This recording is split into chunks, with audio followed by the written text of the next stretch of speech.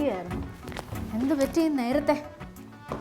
എൻ്റെ പൊന്നെ, നിന്നെ കുറച്ചു നേരം കണ്ട് സംസാരിക്കാമെന്ന് കരുതി ഞാൻ ഓഫീസിൽ നിന്ന് കുറച്ച് നേരത്തെ ഇറങ്ങി. നല്ല ദിവസം നോക്കിയാ വന്നത്. എന്തു പറ്റി? ഇന്നാണ് എനിക്ക് കുറേ വർക്ക് പെൻഡിങ് ഉണ്ട്. അതുകൊണ്ട് 1 മണിക്കൂറിൽ നേരത്തെ പോകണം.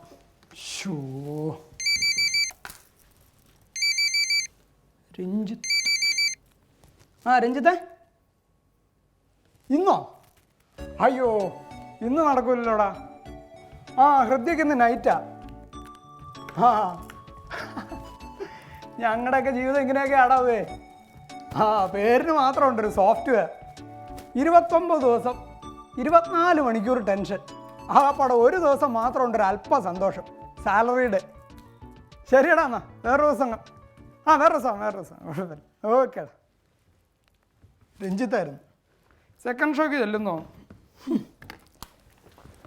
ഹരി കഴിച്ചിട്ടല്ലേ വന്നേ? ഇല്ല. എന്തുപറ്റി? ഇന്നിവിടെ ഒന്നും ഉണ്ടാക്കിയിട്ടില്ലേ? അതിന് ഹരി വരുമെന്നൊന്നും പറഞ്ഞില്ലല്ലോ. എന്നാ പിന്നെ ഒന്ന് വിളിച്ചു പറഞ്ഞു ഇവിടെ. എൻ്റെ ഞാൻ ഉച്ച മുതൽ ഈ സിസ്റ്റത്തിന് മുമ്പിലായിരുന്നു, എന്നിട്ട് പോലും വർക്ക് വരുന്നില്ല. Project manager. സാർ ഞാൻ ചെയ്തായിരുന്നല്ലോ സാർ. സാർ ഞാൻ അത് എൻ്റെ സിസ്റ്റത്തിൽ ഇട്ടിട്ടുണ്ട്.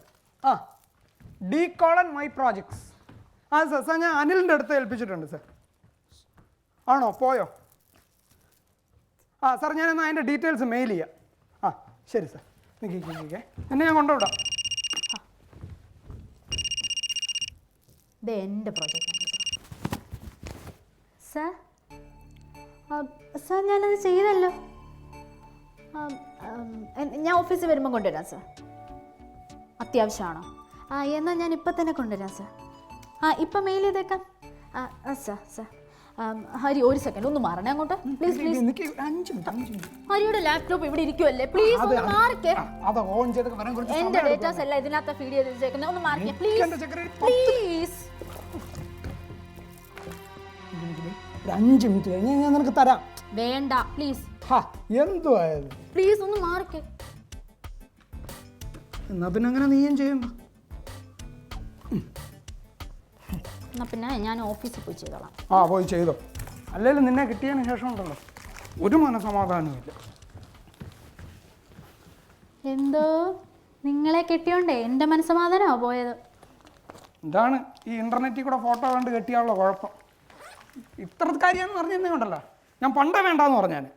നിങ്ങളും എന്നെ ഫോട്ടോയിൽ കൂടെ തന്നെ പ്രപ്പോസ് ചെയ്തത്. ഇതുപോലെ ഒരു തക്കിടി മുണ്ടനാന്ന് പറഞ്ഞാൽ ഞാൻ പ്രപ്പോസ് ചെയ്യത്തില്ലായിരുന്നു. ഇതാ പൊക്കത്തെ കുറിച്ച് മാത്രം പറയരുത്. എടി, ഒരു ഭാര്യയുണ്ടല്ലോ, ഭർത്താവിന് വേണ്ട കാര്യങ്ങളൊക്കെ ചെയ്തു കൊടുക്കണം.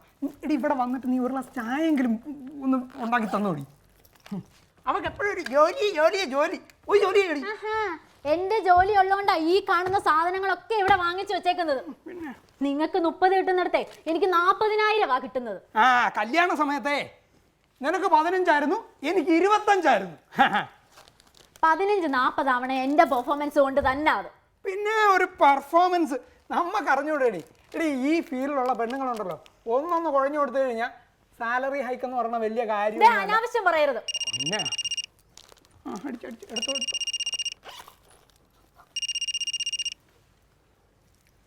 ബെറ്റി, ഓൺ സൈറ്റോ സ്റ്റേറ്റ്സിലോ? നമുക്ക് 2 പേർക്കോ?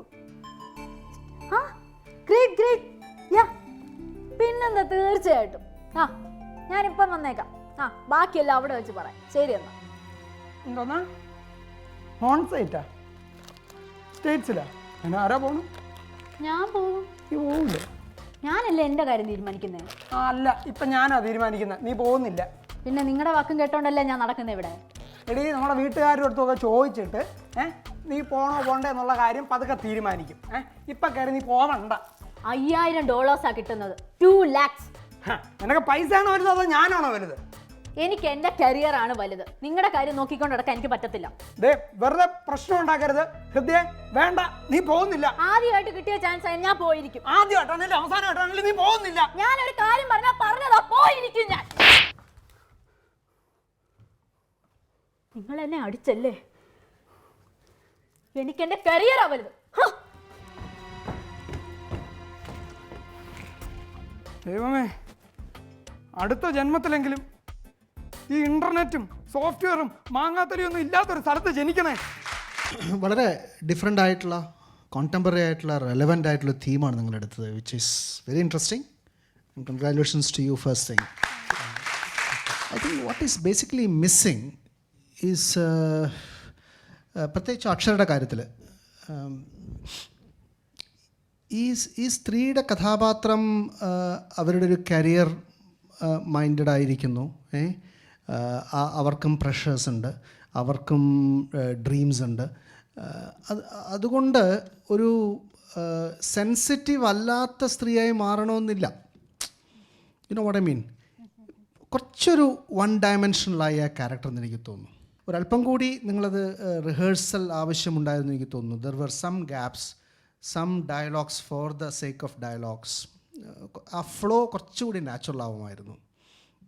But otherwise I think this detailing, നിങ്ങളുടെ പെർഫോമൻസിൻ്റെ energy, the growth, everything was very good.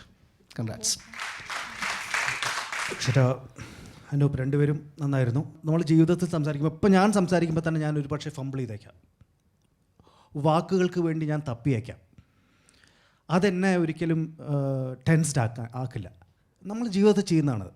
അപ്പോൾ ഞാൻ പറയുന്ന പോയിൻ്റ് അക്ഷരയ്ക്ക് മനസ്സിലാവുന്നുണ്ടോ?